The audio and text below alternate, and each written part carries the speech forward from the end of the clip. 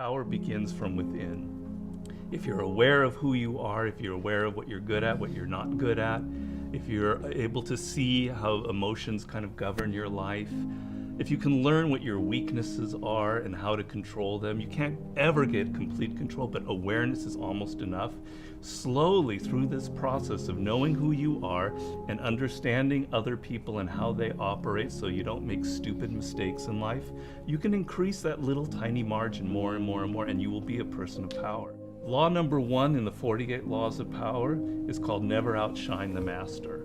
And almost every single person in the world has violated that law, myself included.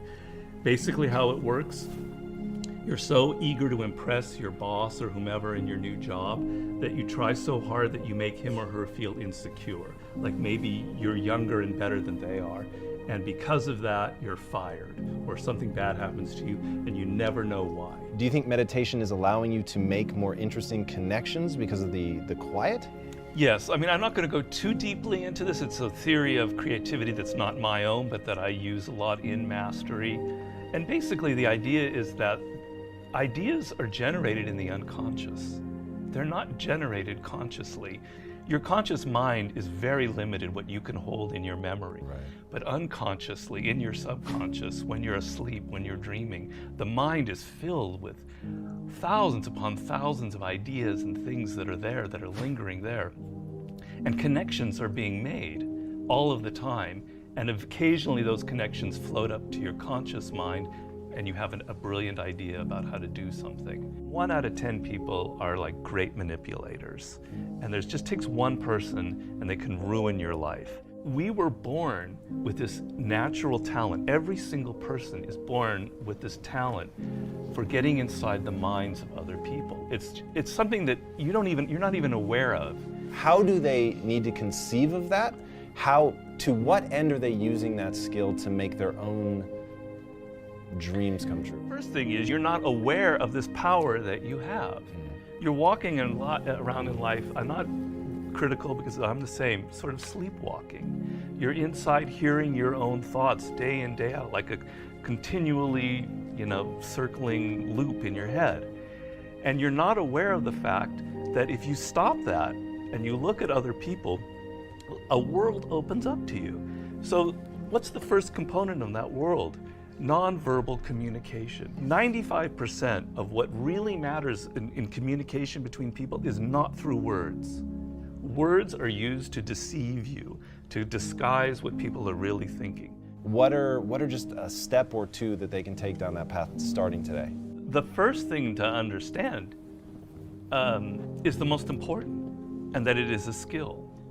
If you want to play the piano, you can't just sit down and suddenly play. You've got to practice it. You've got to practice it every day. And if you practice an hour a day, you're going to get better at it. Why are children able to learn and an adult can't?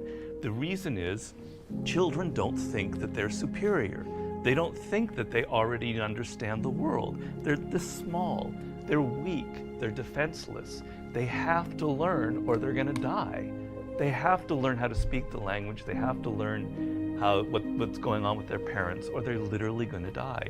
Do you have tricks that you use for ensuring that genius does not become a young man's game, that your books truly get better and better over time? Basically, every time I begin a book, I'm deathly afraid of failing. I feel like, it's not going to sell as well as the last book. I'm losing it. I got to go back to square one. Each project, each thing that you do in life, you have to kind of create that feeling in the gut like, I don't know if I'm going to be able to pull it off. I don't know if I can go 12 rounds with Floyd Mayweather this time. I don't know it. The secret really to success in life, I have to say, is retaining, I talk about this in Mastery, is retaining your childlike qualities. If you're completely a child, that's not going to work. Negative capability is rule number 1 for being a creative person. And if you don't follow anything else in Mastery, that would be enough. The ability to keep 2 ideas that contradict each other in your mind without feeling uncomfortable, without having to come to a conclusion. You can think about something without rushing to judgment and conclusion. You can be in the moment. You can say, well, it could be this, it could be that, it could be that. And you don't have to decide whether it's A, B, or C. You're open to adopting 3 or 4 different viewpoints. If you love music, don't quit your job and play guitar. Like, you're gonna have a hard Right. time feeding your family. But you have advice for them. What is that advice? Yeah, but people say, live your passion. So these are cliches, and nobody changes their life based on a cliche. You've got to do hard work, and to do hard work, you have to have a roadmap. Somebody has to show you step to get there. Working for yourself, starting your own company, doing what you love should be everybody's goal. The process begins by first knowing what you really love. And believe me, I do a lot of consulting. A lot of people have no self-awareness. They don't even really know what it is that they were meant to do in life. They loved music when they were a kid, but then they got into law or whatever because of their parents, and then they don't know who they are anymore. Well, do I really like music? You got to go through that process first of figuring out what it is that really connects to you in a deep, visceral way, what you loved when you were a kid, what still excites you.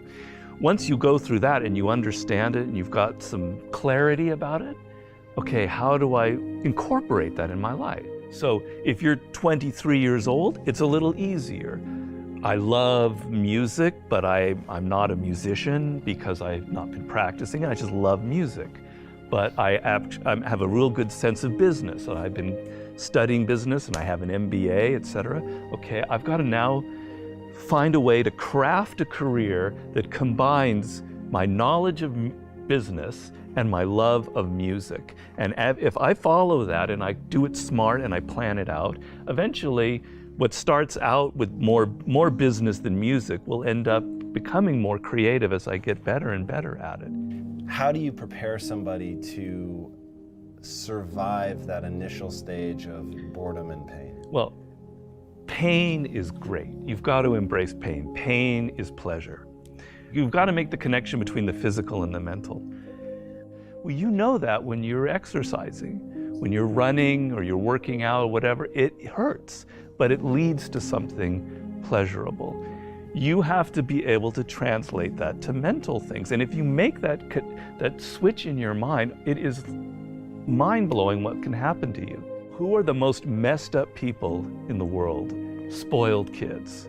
Kids who are given everything, who have a rich father or mother and they don't have to work or try. They are the most messed up people you'll ever meet. Each person, I make this point in Mastery, is born unique. And it's kind of one of those cliches. Yeah.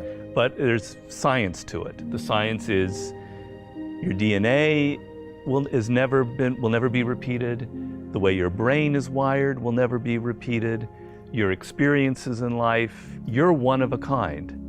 And it's an amazing thought if you think about it. Of all of the billions of humans that have lived and will ever live, there will never be anybody who is wired like you are wired. And the problem in life is as you get older, you can become more and more like other people. You spend a lot of your time thinking about what other people like, and you're not aware of what you like. You go into careers because you listen to other people. If you look at all of the brilliant people who've succeeded in life, if you look at a Steve Jobs, you look at an Elon Musk, etc., there's nobody else out there like them.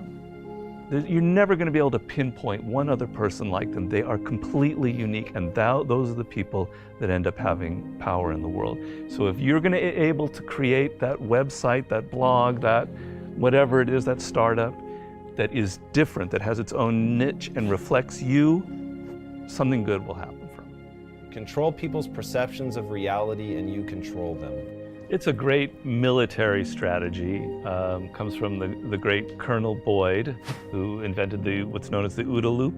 And he came up with the OODA loop, which means orientation, observation, decision, action. You have to observe what is happening, orient yourself into the context of it, decide what you need to do, and act.